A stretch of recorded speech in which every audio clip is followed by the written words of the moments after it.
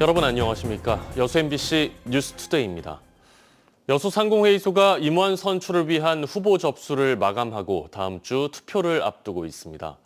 3년 전 불거졌던 금권 선거 논란을 없애기 위해 추가 회비 제도를 폐지했지만 이번 선거도 과열, 혼탁 양상으로 치닫고 있습니다. 문형철 기자입니다. 지난 10일부터 닷새 동안 진행된 여수 상공회의소 의원 후보 접수에는 모두 57명이 등록했습니다. 직전 선거 때보다 16명 줄었지만 지난 2018년에 비해서는 14명 늘어난 규모입니다. 회원사들은 다음 주 투표를 통해 43명의 의원을 뽑고 이후 선출된 의원들이 다시 투표를 해 차기 회장을 결정하게 됩니다.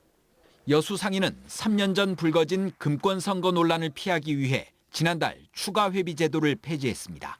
하지만 여전히 과열 혼탁 양상이 빚어지고 있습니다. 추가 회비 제도가 없어지면서 올해 의원 선거의 전체 투표권 수는 3년 전보다 36% 줄었지만 대신 투표에 참여하는 회원사는 무려 50% 가까이 늘었습니다. 수많은 회원사가 최근 밀린 회비를 앞다투어 납부하며 투표권을 얻었기 때문인데 회장 선거를 준비하고 있는 각 진영에서 업체들을 동원한 것으로 해석됩니다. 안 내던 회비를 싹 내가지고 설상 국권 선거가 되거든요. 나중에 후유증이 심각하게 남을 수밖에 없는. 이 같은 상황을 반영하듯 김철희 여수 상위 부회장은 최근 기업인들에게 보낸 문자 메시지를 통해 이번 선거 역시 과열 양상을 띠고 있고 상위의 분열은 더욱 심각해질 것이라며 회장 선거에 출마하지 않겠다고 밝혔습니다. 한편 선거 방식을 두고 일각에서는 대기업 회원사와 지역업체 회원사의 투표를 따로 진행해야 한다고 주장하고 있지만 정관에도 없는 투표 방식을 적용할 경우 향후 법적인 문제가 발생할 수 있습니다. MBC 뉴스 문형철입니다. 더불어민주당이 제22대 총선 공천심사 3차 결과를 발표했습니다. 3차 심사 결과에는 광주 동구, 남구 을과 광산구 을 2개 선거구가 2인 경선 지역으로 포함됐고 단수 공천 지역을 포함해 모두 24개 선거구의 경선 후보 명단이 발표됐습니다. 민주당 공관위는 현재까지 84개 지역구 심사 결과를 발표한 가운데 선거구 획정 문제가 결정되지 않은 전남은 이번 발표에서도 빠졌습니다. 전라남도가 청소년 100원 버스를 도내 14개 시군으로 확대했다고 발표한 것과 관련해 녹색정의당 전남도당이 실질적인 지원 없이 생색만 내고 있다고 비판했습니다. 녹색정의당 전남도당은 현재 전남 14개 시군에서 시행 중인 청소년 100원 버스의 재정은 전적으로 시군에서 부담하고 있다며 전라남도는 생색만 낼 게 아니라 청소년 100원 버스에 대한 재정 지원으로 대중교통의 공공성을 강화해야 한다고 강조했습니다. 순천을 거점으로 한 한국형 스페이스X 사업이 본격적으로 시작됐습니다. 한화 에어로스페이스가 누리호의 발사체 단조립장 착공식을 가졌는데요. 앞으로 전남이 우주 항공산업의 중심으로 도약하게 될 새로운 시작점을 마련한 것으로 평가됩니다. 김주희 기자입니다. 순천시 해령면 율촌 일산업단지. 항우연으로부터 누리호 원천 기술을 이전받은 한화 에어로스페이스가 일대 6만 천여 제곱미터 부지에 발사체 체계조립장, 스페이스허브 발사체 제작센터 조성을 위한 첫 삽을 떴습니다. 순천은 나로 우주센터는 물론 전남 발사체 특구 그리고 경남 위성 특구 예정지와 인접한 입지 조건을 갖추고 있어 앞으로 우주산업 전체 기지로서 역할이 기대되는 지역입니다. 스페이스허브 발사체 제작센터는 오는 2025년까지 500억여 원의 사업비가 투입됩니다. 누리호 발사체 각 단을 제작해 기능을 점검하고 조립, 생산하는 민간 우주항공산업 고도화를 위한 핵심 시설입니다. 이 시설에서는 오는 2027년까지 모두 4차례의 누리호 발사 프로젝트가 진행됩니다. 이와 함께 차세대 발사체 등 후속 사업을 위한 독자적인 인프라도 단기적으로 구축됩니다. 전남도는 발사체 제작센터가 전남이 민간 우주경제 시대의 중심으로 새롭게 도약할 수 있는 거점이 될 것으로 기대하고 있습니다. 발사체 제작센터와 함께 전라남도가 우주 산업의 본격적인 허브가 될 것으로 생각을 합니다. 순천시는 우주 산업을 지역의 미래 성장 동력으로 육성하기 위해 민간 재사용 발사체, 우주 비행선 주력기 등 연구 개발 기업의 추가 유치에도 더욱 속도를 낼 계획입니다. 해룡산단이 우주 발사체의 관련된 산업들로 채워지는 새로운 시작이기도 합니다.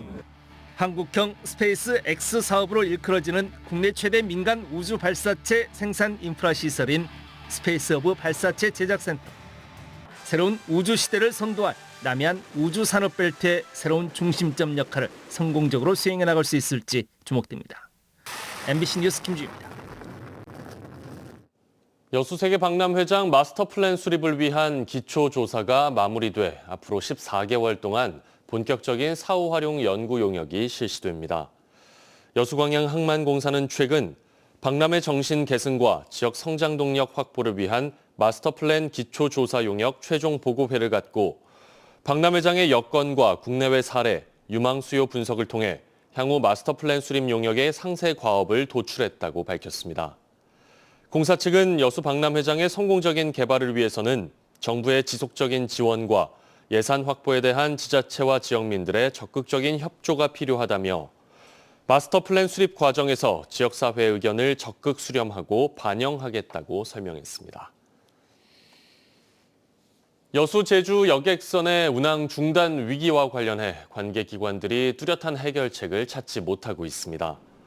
그제 여수시 의회가 주최한 간담회에서 한일고속 측은 최근 3년 누적 적자가 200억 원에 달한다며 여수시에 적극적인 지원이 필요하다고 주장했고 여수상인은 조례 제정을 통해 유류비 등의 지원 방안을 마련할 것을 제안했습니다.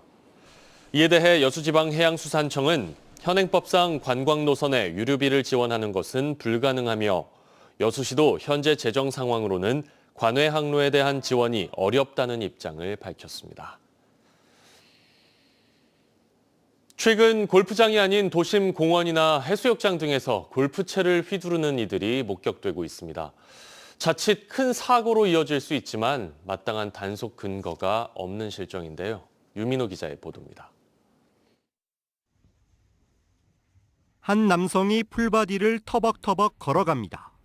이내 멈춰서더니 자세를 잡고 골프채를 휘두릅니다. 골프공이 솟구쳐 날아갑니다. 그런데 이곳 골프장도 개인 소유 땅도 아니었습니다. 순천 신대지구에 있는 축구장 6개 넓이 유료 부지로 10년 넘게 방치된 공터입니다. 남성이 서 있던 곳에는 골프공 1개가 떨어져 있고 공터와 맞닿아 있는 주차장에서는 이렇게 골프채들이 가득 들어있는 골프 가방도 발견할 수 있었습니다. 주민들은 불안합니다. 산책길이 가깝고 초등학교와 도서관을 마주하고 있어서입니다. 위험하니까 여기는 골프장이 아니고 말 그대로 사람들이 다니는 그 길이라. 예전에 여기 산에도 어떤 분이 그러신 분이 있으셨거든요. 골프채 들고 다니면서 이렇게. 2년 전 같은 곳에서 힘껏 풀스윙을 날린 한 남성의 영상이 공개되면서 빈축을 사기도 했습니다. 문제는 단속이 어렵고 처벌은 솜방망이 수준에 그친다는 겁니다. 경찰에 신고해도 사람이 공에 맞는 피해가 없다면 경범죄로 벌금 10만 원을 부과할 수 있습니다. 순천시는 해당 터에 경고문을 설치하고 꽃과 잔디를 심어 골퍼들이 발붙이지 못하게끔 유도하겠다고 밝혔습니다. MBC 뉴스 유민호입니다. 여수시가 방치된 주택에 대한 실태 조사를 추진합니다. 여수시는 한국부동산원과 함께 오는 11월까지 농촌과 섬 지역에 있는 빈집 2,600여 동을 대상으로 방치 기간과 소유자의 활용 의사 등을 조사할 계획입니다.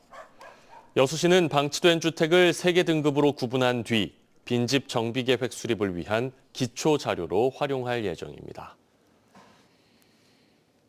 고흥의 대표 명산인 파령산이 다도해 경관 조망과 역사적, 학술적 가치를 인정받아 국가지정문화재 명승으로 지정될 전망입니다.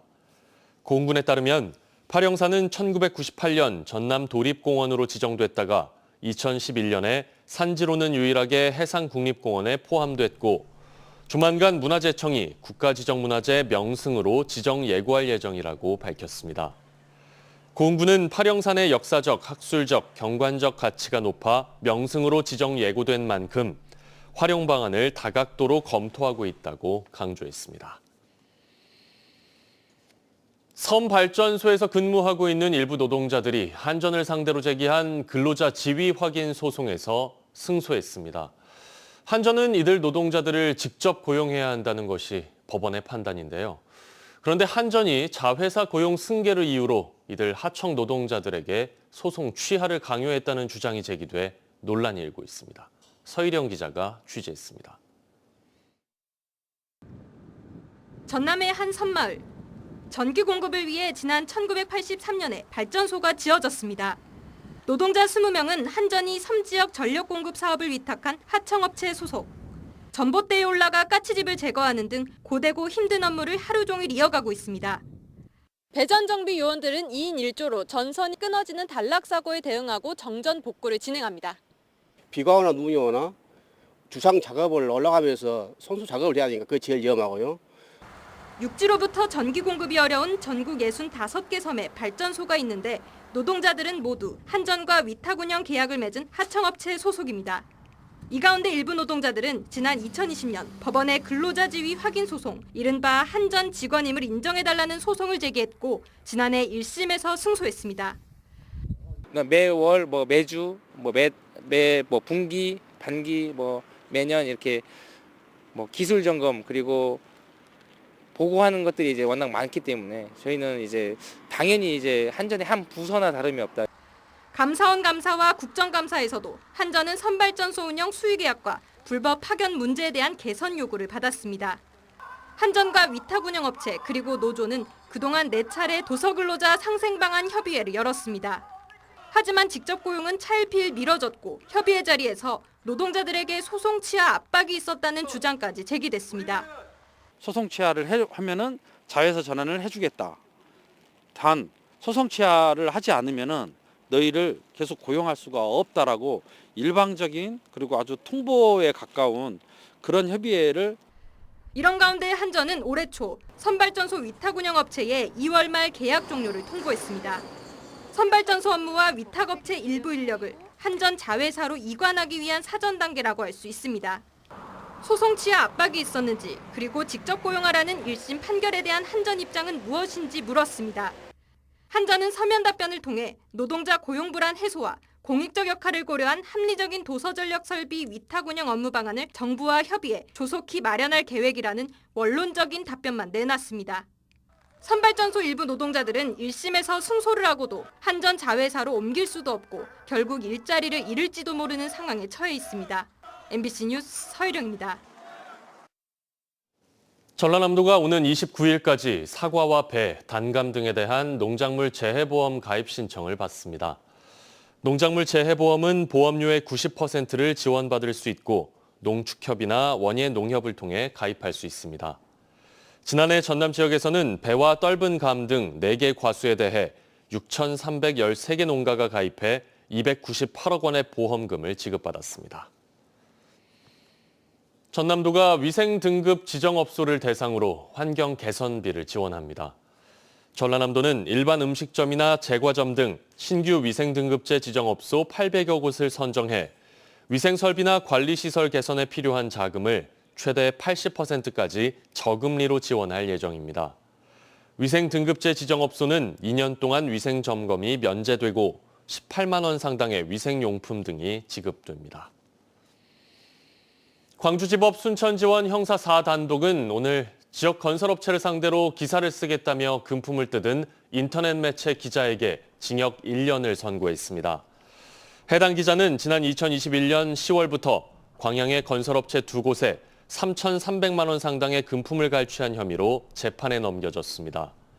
이 기자는 건설업체 현장을 찾아가 비산먼지 등 위반 사항을 행정기관에 민원을 넣겠다고 협박하고 기사를 쓸 것처럼 겁을 주는 방식으로 범행을 저지른 것으로 드러났습니다.